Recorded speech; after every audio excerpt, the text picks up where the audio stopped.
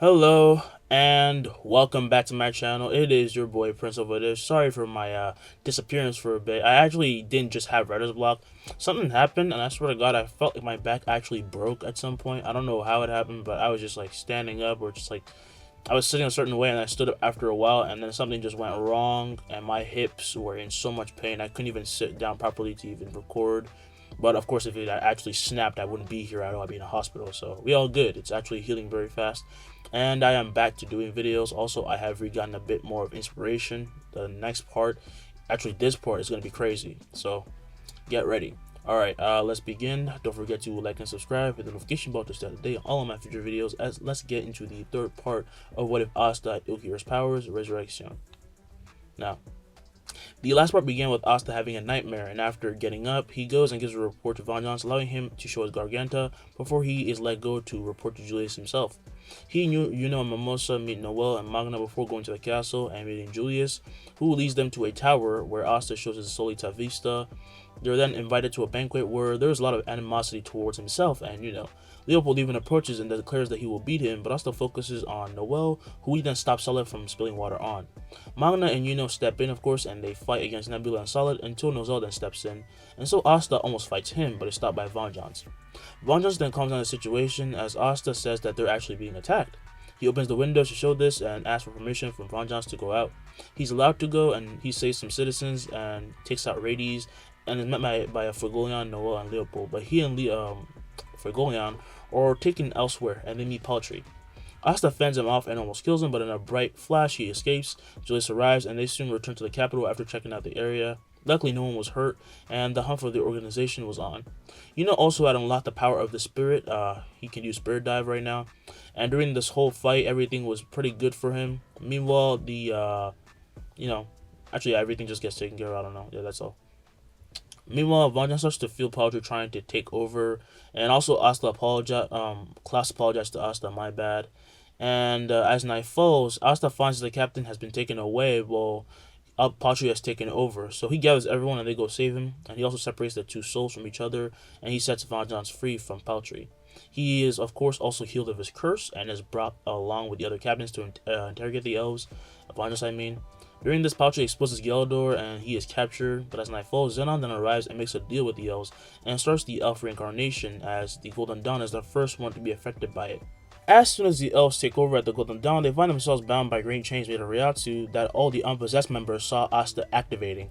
I'll keep them in the Garganta, he yells as he opens up the space below them and they're pulled into it despite struggling with all their might until the Garganta then closes and Asta runs to Yuno as he begins to shake him.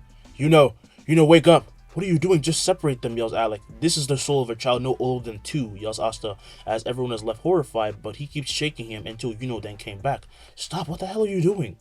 Glad to see him back, Asta then hugs him as Yuno then asks what's going on, until he felt the mana and he realized that he was now part elf, and the voice of Vengeance then straightens them all up as he asks, how long can you hold them down there? Well, I've never tried Ressureccion with so many souls, so many in anger, so Garganta actually loses its structure at that moment due to the rampaging elves, forcing Asta to let it open up, and instantly they attack, but moving at the speed of light, Yuno then sends many of them flying. Meanwhile, Asta takes out his Murcielago and joins him.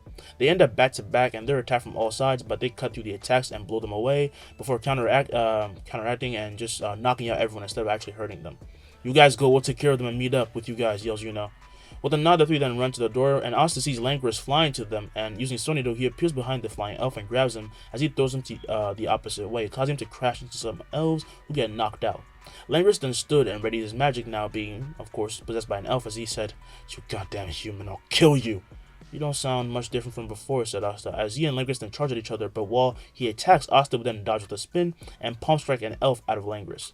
Both the bodies then hit the ground as some elves then see this and instantly they get scared and blow through the ceiling and go to fly away. Yuno only manages to get a few, but the others head towards the Forsaken Realm, and Yuno would say, Asta, some are headed to Hodge.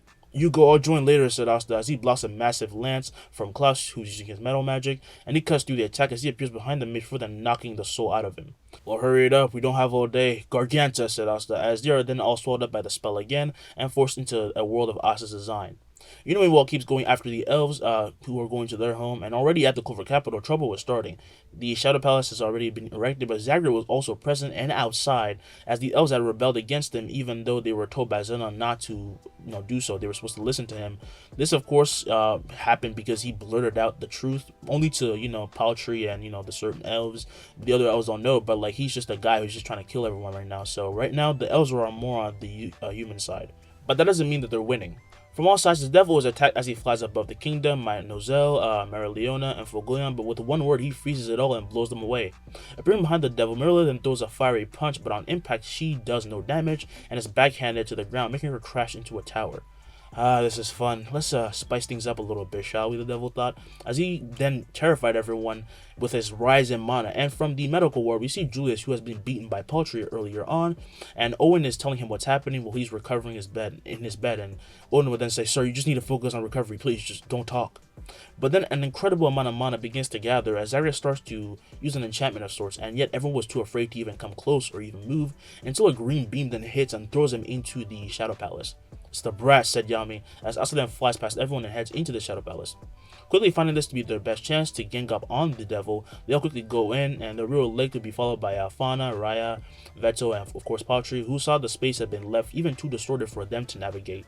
"Goddamn devil must have changed everything with the soul magic," says Veto. "That aside, are we really gonna rely on that kid?" asked Fauna. "We don't exactly have any other choices," said Paltry. Already, however, Asta and Zagreus had begun their battle, and it wasn't one involving fighting, just words, at least for now. "Ulquiorra, I cannot believe you're here. A human body. Nice." "Cut the shit, Zagreus. My name is Asta, by the way." The devil then frowns. "Don't you care about the one who helped you? Maybe you spent too much time here. You forgot I was once your master, so bow." He uses soul magic only for Asta to then raise the Ryatsu, leaving the devil so scared that he would bow instead, and he couldn't even stand. And looking up, he already saw Asta slashing at him, and with a scream, he breaks the hold of Ryatsu as he backs away. Asta's Murcielago then cuts through the ground like butter and doesn't even make a sound before he then swings up and rips off Zagreus' arm, and he would then ask, "What the hell happened to you up here?" Asta, however, doesn't talk and just keeps fighting, as Zagreus is surprised Ulquiorra can even push him this far, but this is when, of course, the backstory will come in. So, Asta wasn't born human. At first, he was a mid-ranking devil named Ulquiorra. He didn't have magic though and was different from everyone. The only thing that he was good at was freezing people weaker than him in their tracks using his Ryatsu, and Zagreus took him in and gave him protection while allowing himself to research Ulquiorra. But one day, many devils gathered to kill him. They found him pompous and to be a kiss-ass, and in the ensuing massacre, Asta was kicked to the human realm by accident. Up there, he was weak and almost killed by humans, but he was found by Lichita, who soon became his mother. Now back to the fight. As the two clash, Zagreus then brings out his trident and clashes with Asta's Murcielago, and as such they're both pushed back, and with a heavy breath, Asta would then tighten the grip on his sword. Zagreus does the same with his trident, as they do not take their eyes off each other at all. But then he opens his mouth, and Asta releases a Cereblast, which blinds and envelops the devil, causing the entire right side of him to be lost. As he slowly regenerates, he would yell, "Iron chains!" Black chains then form out of nowhere and blow away the leftover Cero attack before then coming to bind Asta and restraining him. But Asta keeps struggling until he blows it all away and readies his sword once again. However, in then crashes Sekre with Lumiere, and the two would then enter the Shadow Palace with a blinding light to see Asta stare down the devil.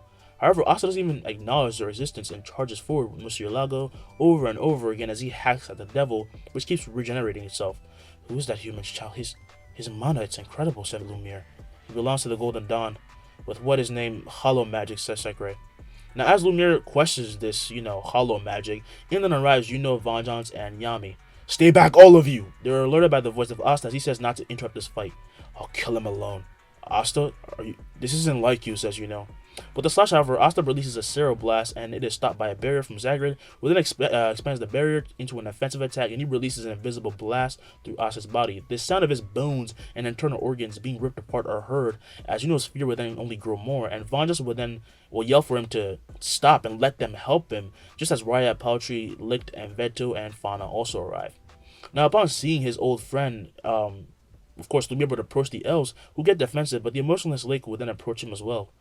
"You are not all there, are you?" asked Lumiere. Now, as Lake stays silent, Asta would then clash with Zagreus again, but his rage makes him lose concentration, and his Hierro is not able to block another attack.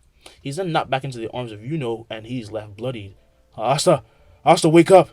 Slowly, Asta would then lose consciousness as he falls deeper into a black world, and Yuno's voice fades out until he sees nothing but darkness. He's confused. "Why, I'm stronger. That Zagreus doesn't even match my current power. So why can't I kill even one devil?"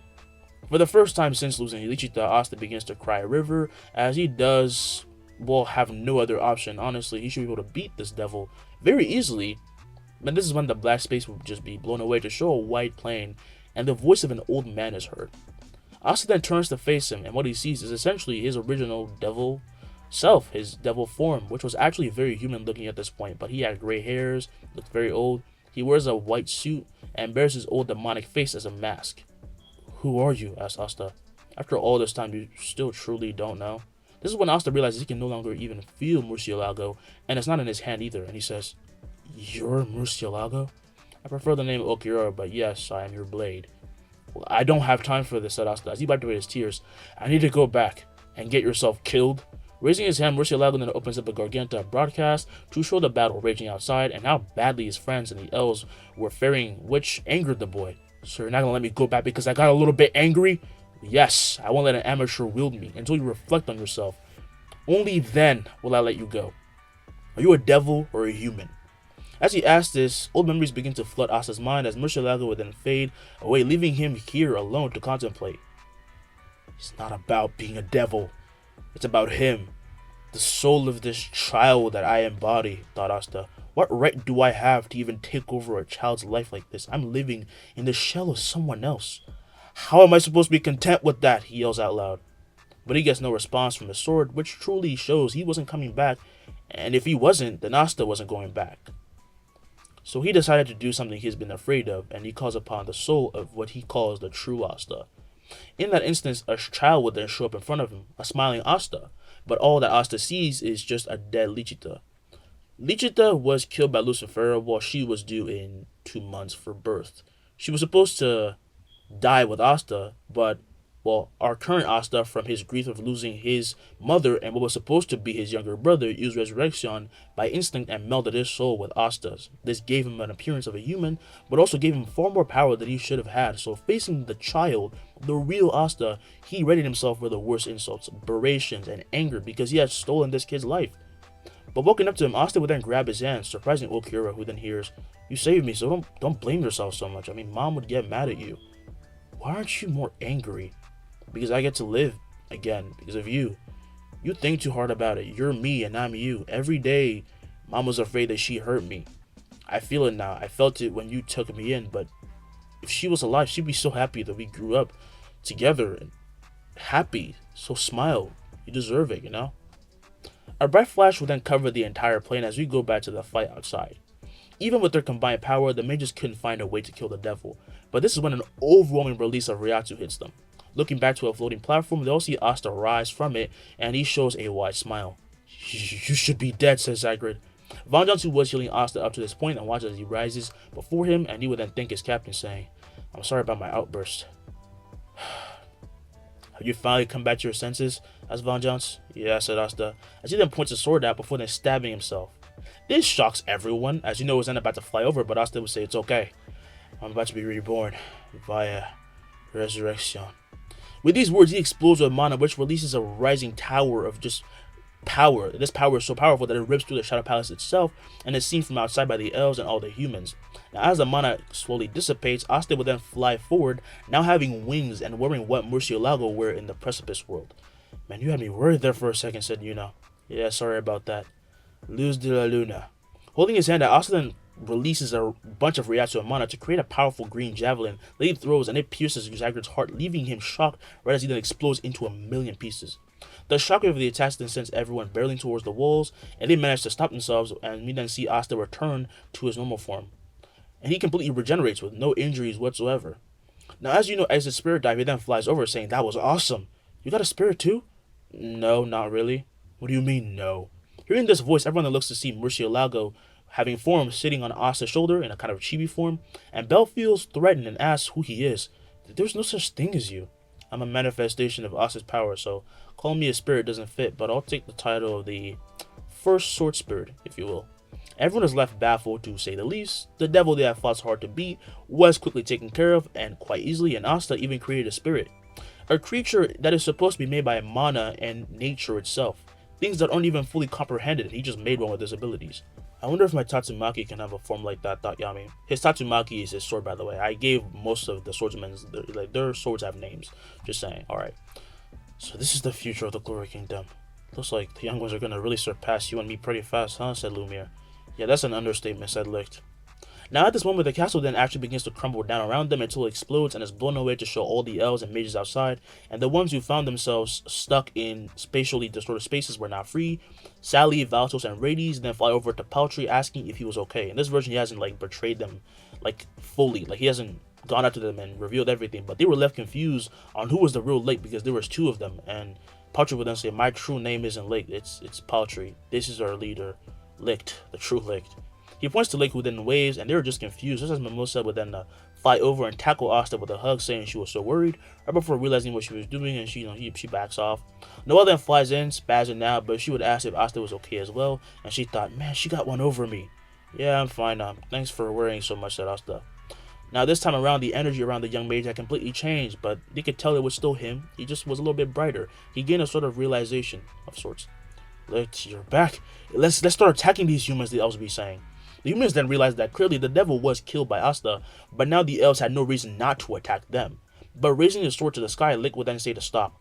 Not all humans deserve our hate. That very devil caused our crumble. We learned so in our fight before. So if we continue to fight, we'll only fall deeper into its clutches. We'll just be doing what it wants.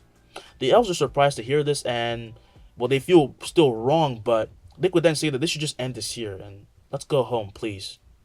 Letting go of their hate for the sake of their leader, who was basically like bore everything, like their pain and everything, turned into a demon, had to fight a devil, had to fight his best friend, all of that.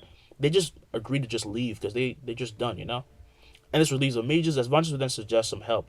He touches Lick on the back and combines his magic with his, using a sort of giant tree spirit thing.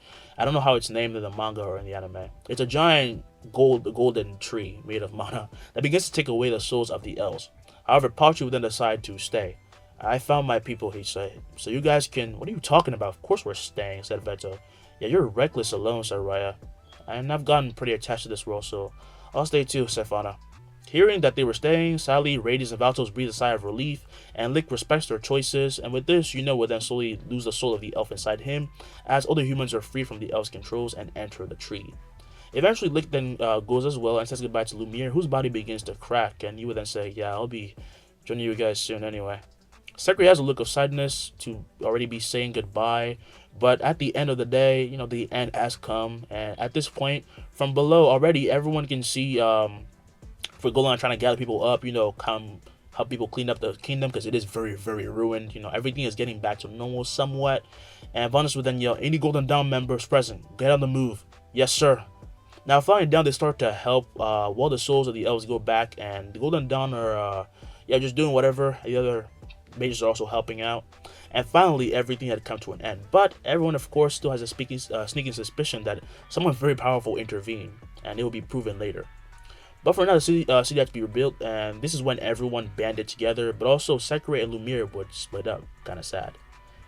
Now, as the knights help repair the broken kingdom, Asta is called to meet Julius and finds that he is more different than before. He was reduced to the state of a child, with only he and Julius being in the room to talk. Hey there. Sir, you look, different, says Asta. Yeah, I had a little scuffle with Paltry. How is he, by the way? They care about someone who almost killed you? You truly are the Wizard King. Julius would just be surprised at how much warmer Asta's expression was, and it gave him a smile, but Asta would then ask, what are you doing in there? Julius then becomes confused, asking, what? Oh, I'm not talking to you, sir, said Asta, as he appeared right before the king, and using Ressureccion, he proceeds to jab into the heart, into the heart of Julius and rip out something. Now, as Julius has his soul separated from another, he falls over unconscious as Asta would then let go of the one he caught to see the formless body of Astaroth. Oh, never in my day did I think that a low-level creature like you would get me. Asta, however, would keep smiling. There are markings on every devil in our world, inscribed somewhere on our true bodies. I don't know why you're telling me this, Ulquiorra. I'm pretty sure I know of this all. It's Asta, and I'm telling you this because he would then grab onto his robe and open it up, leaving the devil shocked when he sees the number on Asta's chest change from 100 to a 1 in a constant glitching loop. How could you? Only Lucifero can... Oh, what are you doing to me? Ressureccion isn't just about, soul splitting. The reason why Zagger took me in under his wing was because He thought it had potential to banish the very souls of people and devils, and I figured out how to do it. Murcielago? Out of his grimoire, Asta would then rip out his sword and he approaches and stabs the devil, and even in its formless body, it feels so much pain that it screams, and at the moment, Yami, Vandas, and then run in. What the hell is that thing? It's another devil, isn't it? Said Yami. With an upward slash, Asta would then banish the devil, causing a massive explosion of mana to be felt by everyone outside, and even by the devils of the Spade Kingdom, and in the Devil Realm too. But this release of malicious energy comes to a stop as Astaroth implodes on himself right before Asta then puts away his Zanpakuto, and Murcielago would then form atop his shoulder, saying, "Good work." "Thank you," said Asta. Running over, Vangelis then helps up Julius and says, "His magic, something's wrong with it. His body inhabited one of the 3 Devil Kings, much like how you inhabited Paltry. Well, kind of. He retains the devil's power, but it's regressed. It will take even longer for him to regain his strength," said Asta. "Then does that mean what I think it means?" asked Yuno. "The spot of the Wizard King is kinda open then," says Yami. They all realize that even if, the devil's attack happened, it's nothing compared to what's gonna happen because they just lost one of their biggest pillars, and yeah, well, life sucks.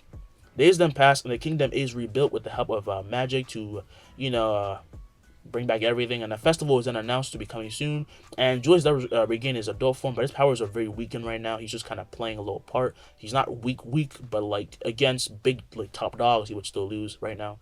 But this is kept out of the limelight so people can be relaxed, and after all of this, the festival was, just meant to let the past die, have a new future. Now, as night falls on a particular little Friday, the streets are filled with lights, laughter, and families, as well as magic nights, and backstage, the captains would be waiting together to be called out, and Jack would then say, "You finally took off that damn mask. What's the occasion?" "Well, this is a very special day," said Vengeance. "I'm more surprised that you're here, Yami. I owe it to Julius to be here. I'm not heartless." This is when they hear the voice of Julius calling them out, and so they step out, and they will be met by cheers and applause, while Julius will then continue to talk. "I know there has been a lot of issues. We've been attacked not only once, but twice. We've faced challenges powerful enough to topple a country, but we're still here, and this is because of our knights. And today, we will find out who has contributed the best. Let's begin the star awarding ceremony." Now, as the crowd would cheer, Julius would then look to Marks, and with a nod, he uses his magic to show a screen holding the place of the magic knight squad. First place is the Golden Dawn, who now had 150 stars, and everyone cheered for the Golden Dawn Knights, and the Golden Dawn members themselves would roar, right as Julius would then call out Asta and "I know for a fact you know these two." Now, as the girls swoon over the two, and the two wave to the crowd from afar, all the Golden Dawn members would clap, as a sign of respect. Even Alec Dora was happy for him. I'm gonna call him Alec now because he's my little boy, because I turned him into a good guy. He's happy for them, but Langris is the only one who stays angered at their success. But some begin to notice that while has a familiar spirit on them, the wind spirit, Asta's spirit is a bit bizarre. "How do you feel about humans just giving you these glares?" asked Murcielago. He's, of course, a little bit shy, and Julius would then clear his throat as he says, "I'd like to present the ever-first sword spirit." Murcielago is born from the power of Asta's swordsmanship and, his sword and his sword spirit, yeah. However, upon hearing this, everyone is a bit confused. It's not like they're not amazed or anything. But what was just a scratch to them is that this kid manifested a spirit into being from pure power and strength. "I think we should give him a demonstration of sword," said, as he then forms a spirit storm and blasts it at Asta. The release of mana is so intense that it almost blows everyone away, but as it reaches Asta, it completely disappears to show a katana right before 100 of katanas surround Asta, leaving everyone shocked. "I wasn't aware we could do this," said Asta. "Yeah, well, you have a lot to learn about yourself," said Murcielago, right as he then started to be startled by screams and cheers, causing him to hide behind Asta as he called these people uncivilized. "Stupid sword spirit," said Belle. "I heard that, you hussy." "What did you just call me?"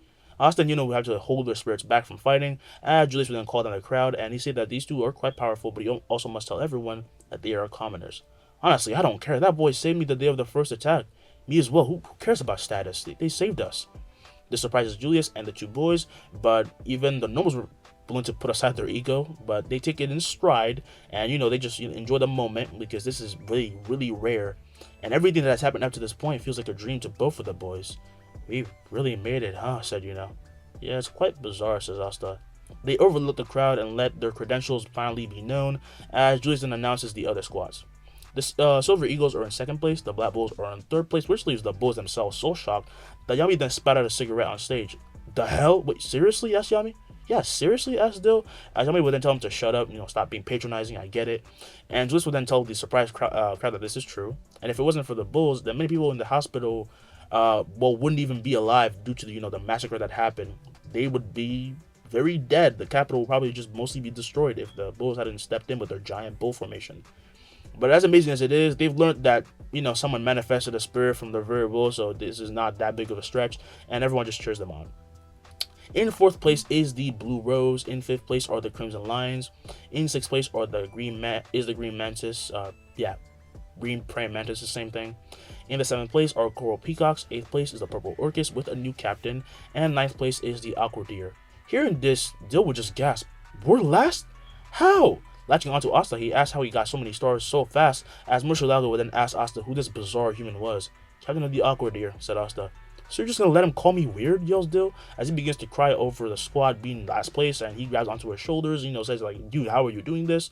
And Asta with a smile saying, every day wake up at 4 and work on missions until night falls. That should be enough. This leaves Dill completely at a loss of words, while was just trying to hold back his laughter, and he would then ask Asta if that's what he did, and Asta would say sometimes. And Dill's like, nah, I'll just stick to my normal schedule, thank you very much, which makes Asta laugh. Now, Julius's moment then announces the king of the Clover Kingdom to come out, and upon hearing this, many are confused, including just as Augustus, his name is Augustus, the king makes his entrance onto the stage. However, all the cheers die down quite a bit, though not completely. Meanwhile, Augustus would then introduce his full name, but everyone then becomes fully quiet. Worship me more, damn it, he yelled. I'm the king, I'm on a whole other level from Julius. Maybe the Wizard King should just be king, everyone thought. While the king only got more mad, he can see it on their faces. They really did not like him. And he has to be calmed down by Julius. And after he does calm down somewhat, he announces, we've been told by an anonymous voice that the Space Kingdom seems to be working against us. They've started all of this. This news leaves everyone a bit surprised, as the king would then announce the creation of the Royal Knights. And of course, they can be ready for their next attack. If they attack at all, they can be ready, or maybe even attack their enemies first. The Knights will have 1 week to train before the selection begins. Now, what do you think of that, my people, said the king. Now, with the roar, the commoners and nobles would massively agree, cheer on that, and on the Knights, which leaves the king with a smile on his face because he got something that he wanted, while Asta and are taken backstage by Julius. Not that it's futile, but is this really going to change anything, asked Asta. Yes, it's very likely that the one who started all of this is in contact with the devil, but we can only try, right, said Julius. Besides, you get all the fun. Next time I'm taking action, said So you want to die, asked Murcielago. With a smirk, then says that's only going to happen if you're stronger than him, and the spirit finds this stupid. Well, just then ask that, while they do get strong, they shouldn't, get overboard. Don't get full of yourselves. And they're going to need a lot of help from a lot of young knights, so, keep it on.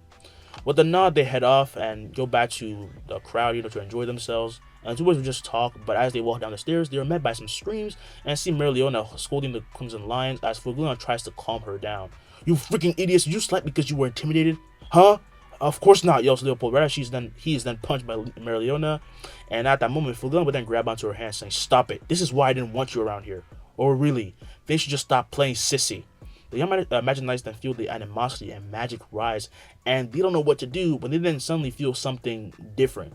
Past the little group walked the two siblings who go about their business, but the magic from them was quite striking. Hey, you two, stay for a while, said Mereoleona. As the two stopped, they asked what's wrong and approached the group, letting them see their spirits, as Leopold would then say, so that's Murcielago in his true form. Amazing. However, having been fed up with having to deal with so many stares, the spirit then disappears, as Fulguna would then ask, is he perhaps shy? Of course not, he simply doesn't want to be here. Unlike other spirits of nature, mind has independent will of its own, said Asta. That sounds troublesome. Anyway, join us. I got a training session set up for all of you. All these maggots. I need you two to push them, said Mereoleona. The Crimson Lions actually agree massively because they feel disappointed in their performance, and they want the two as their rivals to push them forward. Well, I'm definitely up, says Good. And you? Mereoleona looks to Asta, who says, actually, I have a separate matter. I have a trial to prepare for. A trial, everyone thought, as we then fade to black. The next day, as the sun rises, we open up on Sakura as she stands in a court surrounded by nobles and in cuffs as Damnatio would then approach her. This individual, though we do not know much about her, has showed obvious signs of forbidden magic. As you can tell, those horns are a result of it. The nobles gasp at hearing this and having her in their premises, and even though the trial had just started, she was already in path to be, called guilty. This was against her. What more did I expect from nobles? All this time wandering around trying to help these selfish bastards, she thought. Damnatio then starts to encircle her. He said, she'll be dealt with and executed quickly. And wait. The voice of Asta is then heard as the courtroom is then broken into with a blast of magic, leaving everyone present shocked as Asta would then walk in past the debris while the other bulls stand behind. Did you truly have to do that? Asked Asta. Don't question my methods, kid, said Yami, as he points his sword forward, saying that he'll take in Sekre. What's one more black crook, you know? First, not only did you disrupt the trial, but you're demanding such a thing. You seem fit for execution as well, says Damnatio. Yeah, get rid of them. Annoying commoners always trying to stop this kingdom in our ways. However, the spitefulness of these annoying nobles is shut by Asta's Ryatsu, as his glare would then pierce Damnatio and all of them. Man, I still can't get used to that, says Magna. They all then, feel the same fear, but it calms down as Asta would then clear his throat, and he brings out the scroll. Sekre Swallowtail shall be exempt from any execution due to her help in defeating the devil that attacked the Clover Kingdom, and she will now be in the charge of Yami Sukehiro. If anyone disagrees, speak up. I recommend not, though. This is a royal decree from the Wizard King himself, after all. They were all left at a loss for words that anyone would care about this commoner that walks in out of nowhere, while Asta would then walk past Damnatio and rip off Sekre's cuffs. Sorry about how you're being treated. But why are you doing this? You don't even know me. However, grabbing her hand, Asta then leads her forward, saying not to think about it too much. You deserve it, just don't think about it too much. Yeah, that was exactly what it is. There's no big meaning behind that. Now, in this version of events, Sekre didn't really stay with the bulls or anyone. She was alone. Even in the main story, like in the plot, she was pretty alone. She just started to gather information, that's all. So she's more taken off guard by all of this. It may not even be genuine, but It may not even be genuine, but she assumes that, for now it is, because right now, the warm smile of Asta reminded her so much of Lumiere that she just trusted it unconditionally. You cannot keep doing this, breaking the rules for someone this dangerous, says Damnatio. I'd rather trust someone who fought for a kingdom than someone who waits for everything to be over just to condemn the one who helped protect it, said Noel. Asta would then bring Sekre to Yami, who gives her a robe and welcomes her into the squad, and Asta then turns to Damnatio as he bowed. I will have this cleaned up, sir. My apologies. With a scarf, Damnatio would then call this trial to an end, and the nobles were left seething and annoyed, but they clear the seats as Damnatio would then turn and leave. After this, Asta would then return to the Golden Dawn. He has some mages help out and fix all of that. It's not that big of a deal. And he finds that everyone is actually focusing on gathering some info about the Spade Kingdom. Now, as he walks through the main area, Asta is then met by Alidor, who then asks, do you perhaps have some free time? What do you need? Handing over a report to Asta, he shows that the Diamond Kingdom is being invaded by the Spade. We need a team to go investigate and report back. Well, where's the... Oh, it's just me, isn't it? Said Asta. You're better than a team, unless you don't think you're strong enough. I can handle it. Pettiness is unbecoming of you, Vice Captain. As he turns and heads to go train, Alidor would then chuckle, saying, you can blame Yuno for rubbing off on me then. Asta then actually remembers that he went to train with the Crimson Lions and heads to his room, and as he opens it up, he finds that Yuno is exhausted and on his bed, unable to, just too tired to get up. She was so ruthless, man, said Yuno. Gee, she was supposed to train you, not break you. Told that to her, said Yuno, as he then sat straight and asked Asta if he needed him for something. No, you just rest. We'll get back to training tomorrow. Seriously, do not overdo it. Don't even get up. He then gets out of the room and closes the door, whereas Murciela would then inform, asking, why are you doing this? You're like being super soft on him. Yeah, well, I'm still the big brother, aren't I? Come on, we got work to do. He then disappears using Sonido and heads to his room, and he picks up a cloak and heads out of the Clover Kingdom. Now, as he heads out in the forest, he's walking the forest, he hears something and turns to see Luck and Magna run out and meet him, and Luck would then ask, Asta, what you doing? Heading to the Diamond Kingdom. Are you, maybe? Yeah, us too, said Magna. Road trip, I guess. They then start walking together as Asta then asks how Sekre was doing, and Luck then says she was fun, but Magna had to say it just to be safe because for Luck, fun meets fighting, and that's kind of annoying. Every time he tries something, she freezes him. Don't worry, said Magna. Yeah, that's funny, said Luck. They then continue on their way. They walk only on foot and arrive by the end of the day to see what can only be described as a massacre. On the outskirts of the kingdom lay many beaten soldiers. Many of them were already dead, and looking at each other, the boys then nod and run forward past the corpses and head into the city. As they get closer and closer, they feel magic clashing until they arrive to see everything lit up in flames. It was very similar to how they were first attacked. Citizens were running with their loved ones in their arms, and many come past them and run past them, and above, there would be many mages clashing and taking to the skies. Asta would then block an attack from a dark disciple, allowing Lotus to, be freed from this, onslaught, and Lotus is surprised to see him here. You must be that Clover Mage guy Lord Zenon was talking about, said Gedoroi. This was the Dark Disciple, and Asta blocked his rock punch with one hand, so he found it only fair to rise higher in percentage of devil possession. He became more and more monstrous, but Asta didn't even budge, leaving him shocked. Many other Dark Disciples and Diamond Mages noticed this, and as he tries to attack Asta, he then is blasted by a green burst of mana that envelops and completely disintegrates him, and Gedoroi was one of the strongest. Taking out the sword that he had at his hilt at this point, Asta would then smile, saying, Ban Kai. An explosion of Ryatu and mana then explodes and surrounds the mage right as the Murcielago would then form and fall into Asta's chest, thus merging with him. At that moment, all the mana is then blown away to show Asta wielding a long katana. Its hilt had now turned, and blasting past Lotus, he then appears before a disciple and would then thrust forward. Upon doing this, he would then destroy the very soul of the person and the devil inside them, and he would then swipe forward, and he bizarrely actually slashes through a diamond mage, but upon opening their eyes, they were left unscathed, while all the surrounding dark disciples are sliced in half. And looking back at Asta, Ladros is left with a nervous smile as he then asks, so I'm going to assume you came here to help, right? With a nod, Asta would then disappear and come to land on the ground when a horde of dark disciples then attack, but with one thrust, he activates his power and blows them all away, and their very slow souls to nothing. But he runs forward very fast when he senses luck and Mana losing badly. Of course, these are dark disciples, they're not at that level yet, but then his pesky senses Ladros and Mars both respectively coming down to help them. Slowly, he sees the morale of the Diamond Kingdom rise and rise, they're winning again, and he would then say, good, I should go see how the king is holding up. And actually, we've never met the king of the Diamond Kingdom, so it's almost like he has no existence. So I will give him new life as the Diamond King named Grim. I would have named him Grimjaw, but that would have been too obvious, but you get the point. Grim in his palace had already come into contact with Zenon as he had been beaten, but his pride didn't allow him to give up, and with the dash he appears behind Zenon and claws at him. His attack, however, is then caught by a portal before being reflected at him from the side, and he barely sways back as his face is then clawed up by a release of mana in the form of, claws. The rest of the attack then blows open his castle to let him see his kingdom lit up in flames. However, he then jumps back and prepares to attack again. I'm very aware that you don't care, but this is futile, says Zenon. Shut the f*** up. You trespass and attack someone in their sleep. A coward like you doesn't get to make comments. The king's mana then rises and rises in forms of a Zatover leopard behind him as he prepares for an ultimate attack when Zenon then senses something and disappears. In his place appears Asta, while the mage appears outside while in a flight using that very same hole he made by reflecting the king's magic to get out. That was very complicated. The king then instantly feels the mana from this kid and smirks. The heavens are on my side today, huh? Not exactly, but we have a mutual enemy, said Asta, as he points his sword to Zenon, who then asks, that form, what are you? Will Asta be Zenon?